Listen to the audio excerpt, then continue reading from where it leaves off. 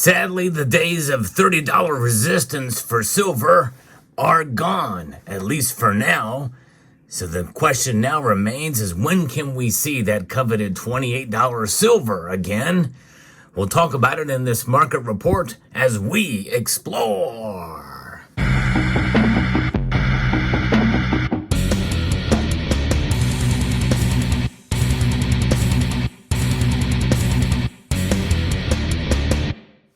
Silver is down again today, not by nearly as much as it had been, but it is still showing downside pressure for a myriad of different reasons. We're going to get into that in a moment.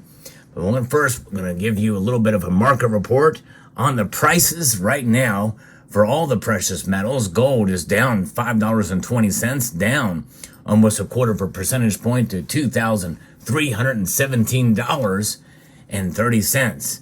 Silver is down a dime right now, just over a third of a percentage point to $27.26 per ounce. Gold to silver ratio between those two metals is at 85.26, so it's ticking back up again. The gold to silver ratio is. Platinum and palladium are both down as well, with palladium taking a bigger hit, down 2%, down $20 to $1,024 an ounce. Platinum is down $8, down 0.88% to $911. I think platinum is a steal right now at this price performance in this downward market. Now, what's going on with silver? Now, silver, as you know, is mostly trades as an industrial metal. And of course, people are going to say, well, that's the manipulators are at it again. Well, for all four metals, what's going on here? I think there's a larger role here in the natural market because manipulation works on both sides of the scenario. The derivatives market, we know, is a manipulative force in and of itself, but that can work both ways as well. In a sense, we did see that with Bitcoin. When the Bitcoin ETF was introduced, Bitcoin prices took off. It was a firestorm for Bitcoin. And I think that's what happened back when the silver ETF was also released. And now here we are. They can move against the silver as well in the prices. But what's going on here is very complicated and convoluted. But by and large, the largest movers of price happen with what the Fed does and what the dollar does in terms of its strength against other currencies out there. And in fact, that's the one thing we should look at first, because that is the most immediate driver of gold and silver's price. There are exceptions, obviously, to that, and I've covered them on this channel. But right now, the dollar index is up. It is up just under 106. It's at 105.82 now. And that is one measure at strength compared to other currencies out there. But we still have inflation that is sticking with us. We're going to get to that in a moment. Now, I'm going to be referencing an article here from FX Street that goes into detail about what's going on with today's prices. Silver price trades on a softer note during the session that we see here today. The easing of tensions in the Middle East and the risk on environment cap the upside of silver. Geopolitical tensions in the Middle East, particularly in Israel and Iran, have boosted the price of precious metals in recent weeks.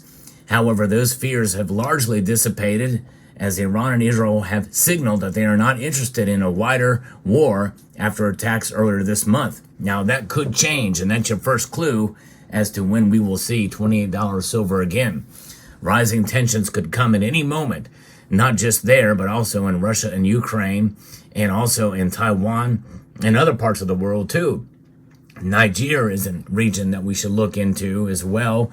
There's activity happening there where U.S. forces may be getting kicked out, and that is a problem. But that could be one thing that could turn the prices around, and probably fairly quickly. Now, when we see about what's happening is they've signaled that they do not want a wider war. This in turn leads traders to reduce their precious metal positions and favor riskier assets. And then we have what's going on with the economy. Now, we all know that the economy really is not good. In a sense, it's really just kind of fragile at this point. Some of these job numbers that get reported, well, they get revised back downward. But the perception of a robust economy is there, and at least it is for the markets. and rising inflation pressures in the United States have triggered the expectations that the U.S. Fed might delay its easing cycle this year, which weighs on the U.S. dollar-denominated silver.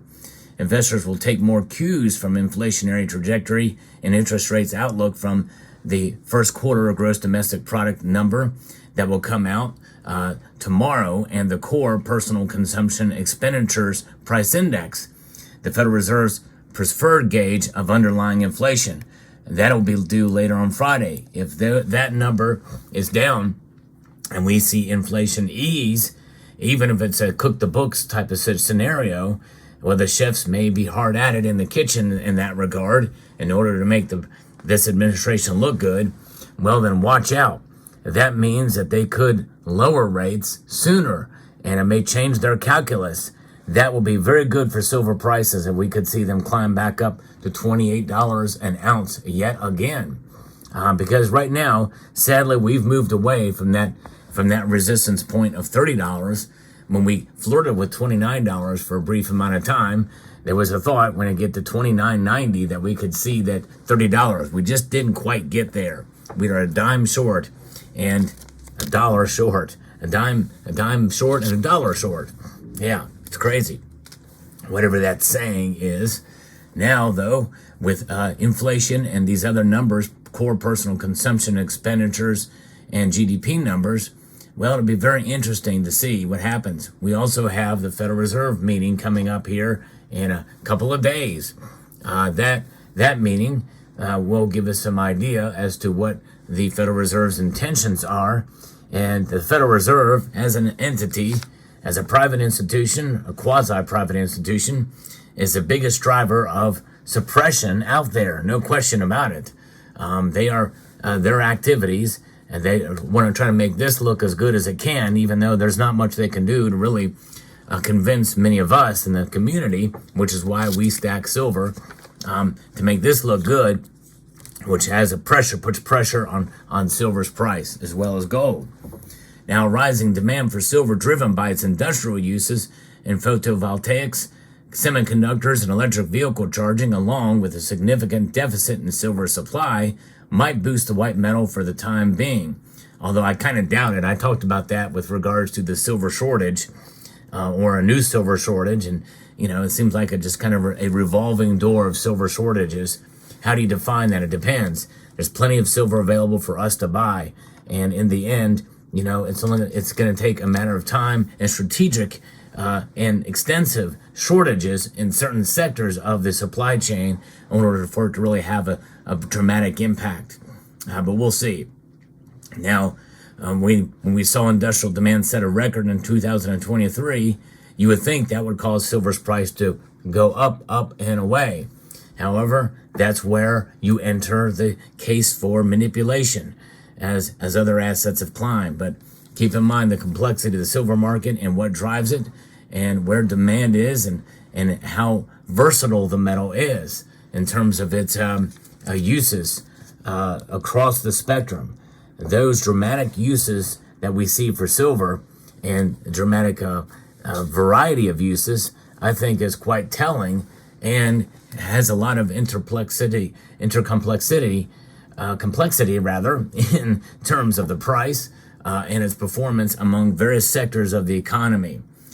Copper, steel, or iron, other metals, well, they're a little bit more. They have a variety of uses as well, but just not as diverse as silver. And I think that is part of the reason why some of the price has not performed like we think it should. But, and it just could be that it just hasn't broken out yet to that level.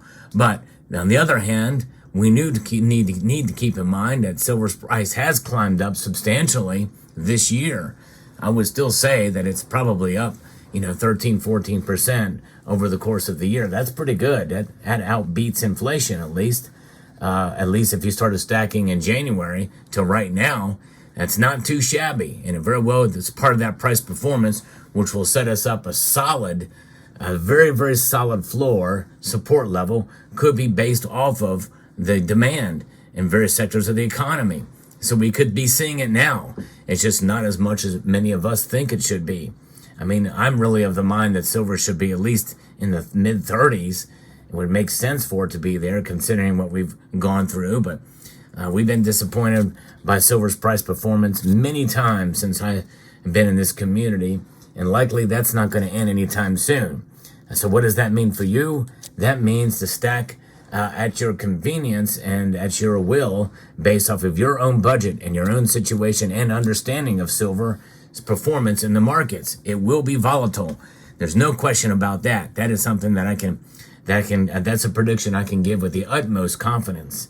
So there you have it. But I think that barring, the news that would tend for it to rise, such as eased inflation and or good economic numbers, such as GDP, employment numbers, all those types of things are going to look good for demand for silver as an industrial metal, which could put pressure for lower interest rates to come sooner than later, and also silver demand to keep on increasing, therefore causing the price to go up.